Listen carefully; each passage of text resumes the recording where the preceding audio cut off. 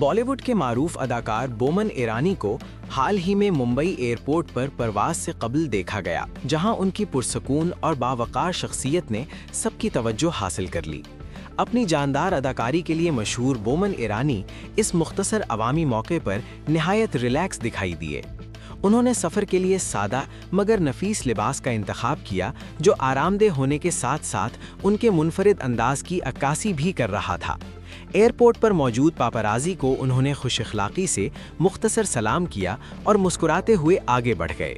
उनकी इस सादा और शाइस्ता अंदाज की वीडियोज़ और तस्वीर सोशल मीडिया पर तेज़ी से वायरल हो गईं, जहां मद्दाहों ने उनकी आजिज़ी और दिलकश शख्सियत को खूब सराहा।